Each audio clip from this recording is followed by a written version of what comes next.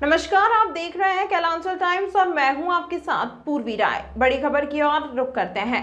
बिहार के एक विधायक ने जान मारने की धमकी का एफआईआर जिस व्यक्ति पर कराया वह खुद को उन माननीय का फरियादी बता रहे हैं। पारिवारिक विवाद के केस में फंसे फरियादी महीनों से अपने माननीय के पास इंसाफ की गुहार लगा रहे थे।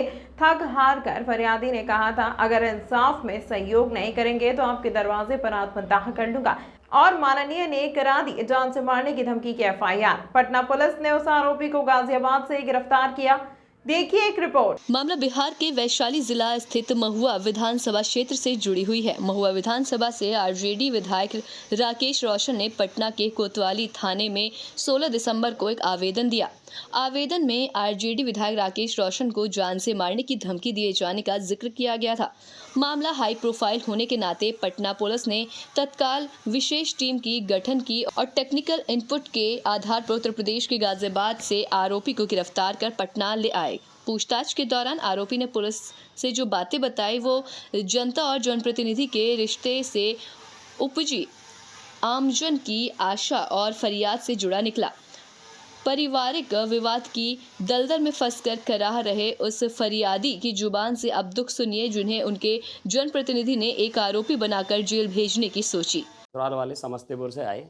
मैंने 13 लाख रुपए की बेची थी ज़मीन 2014, अभी साल भर पहले 13 लाख में ज़मीन बिकी थी। 14 अक्टूबर में अम्बेडकर जयंती थी। मेरे ससुराल वाले सब लोग आए, मुझे बयाने में मिले थे 2,40,000 रुपये। मेरे ससुराल वालों ने, मैं मम्मी पापा थे, मम्मी घर पे थी, पापा और मैं खेत पे थे। उन्होंने घर आके सर लूट की, घर में से जो पैसा था वो निकाल लिया। उसके बाद वो मोनी दरोगा के पास गई, पीछे से हम लोग भी गए, तो मेरी रिपोर्ट नहीं लिखी गई। 7 लाख का ज़बरदस्ती मुझे डरा धमका के बॉन्ड साइन कराया गया। भाई सुनो ना जी सर। हमको पहले ये बताइए कि जो आपने विधायक जी जिस आने पर वो बताइए सर उसमें मैं सर के पास काफ़ी बार गया, मैंने फ़ोन भी करे सर को। कौन सर के पास? मुकेश जी के पास काफ़ी बार गया। मेरे ज़िले के विधायक हुए तो मैं सर कई बार गया उनके पास। उनसे मेरा कोई फैमिली विवाद भी नहीं है। मैं तो बचपन से रहा भैया यूपी में, ठीक यूपी में रहा। मैं गया उनके आवास पे भी गया था मिलने।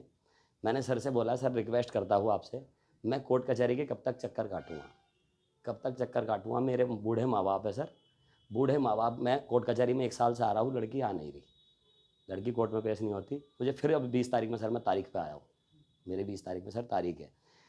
मैं 20 तारीख में फिर तारीख, मैंने सर से बोला, मैंने कि सर या तो मुझे इंसाफ दिलाइए, आप मेरे विधायक हैं, आप या तो मुझे इंसाफ दिलाइए, नहीं तो मैं आपके आवास पर आके वहीं जहाँ मैं आपसे मिलने आया था मैं तेल छिड़क के आग लगा लूँगा।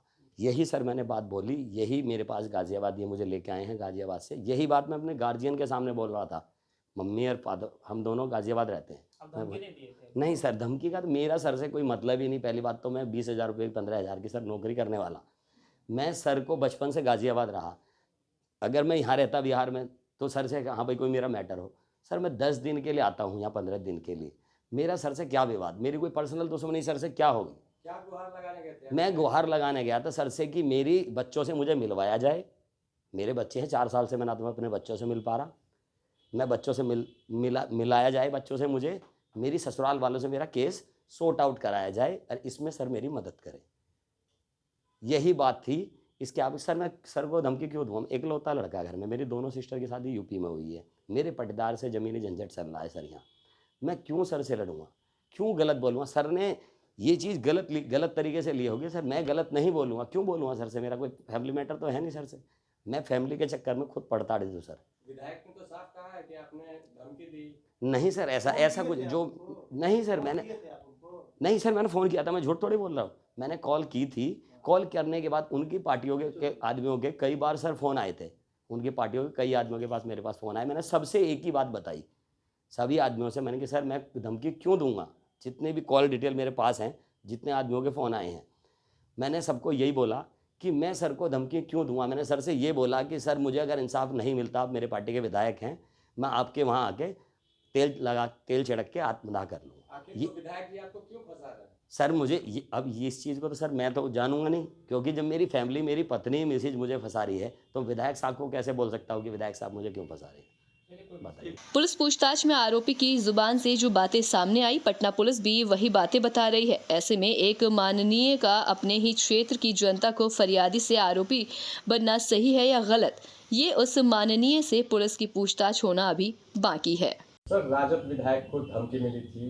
सर राजद विधायक को धमकी मिली थी, उस मामले में कास्टिंग हुई है, क्या कुछ पूरा निकल कर मामला सामने आया? देखिए 16 दिसंबर 2024 को देर संध्या में एक हम लोगों को एक आवेदन प्राप्त हुआ।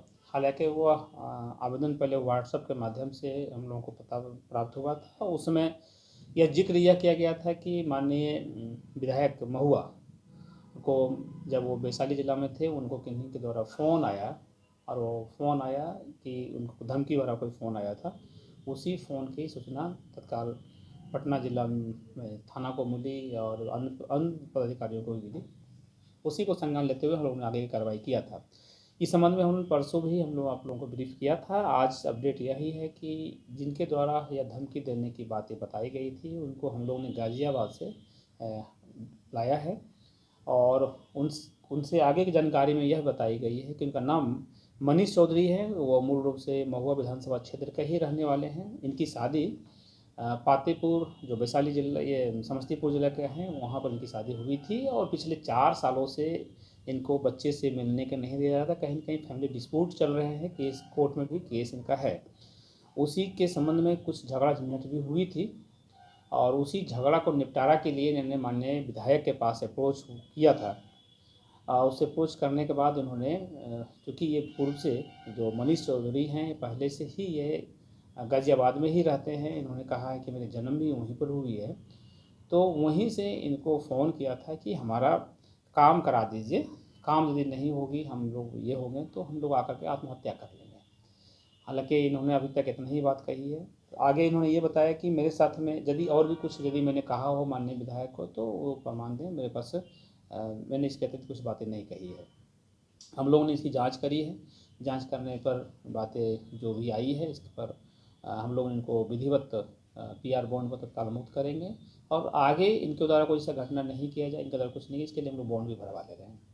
राजद विधायक ने साफ तौर से आरोप लगाया था कि फोन पर उन्हें जान मारने की धमकी दी है। इस आरोपी के मोबाइल को खंगाला गया और क्या कुछ? देखिए अभी तक जो तकनीकी और इनके द्वारा जो जांच हुई है, जांच में यही बात आई है कि इन्होंने अपने फरियादी बनकर गए थे उनके पास में और कहीं न कहीं अपने गुहार लगा रहे थे। सामाजिक जीवन में ये चीज़ तो आम बातें हैं और उनके अपने समस्या को समाधान नहीं होने कारण से ही उन्होंने फ़ोन किया था और फ़ोन में इन्होंने यही कहा कि हमने कहा था कि मेरा काम नहीं होगा तो मैं सुसाइड कर लूँगा। जहाँ तक धमकी की बातें हैं तो अभी तक कोई प्रमाण नहीं आ पाया है। विधायक जी ने तो पुलिस को गलत इन्फॉर्मेशन दिया। इस संबंध में उनको कहीं न कहीं इसी चूँकि ये बातें कही गई है कि हमने अब मेरा काम करा लीजिए, नहीं धमकी ये नहीं तो मैं सुसाइड कर लूँगा, तो कहीं न कहीं उनको फील हुआ होगा कि ये धमकी है या कुछ अन्य बातें हैं। मैं माननीय विधायक जी से भी इस संबंध में साक्ष्य के संबंध में बात कर लूँगा। ऐसे तमाम खबरों के लिए देखते रहें कैलांचल टाइम्स।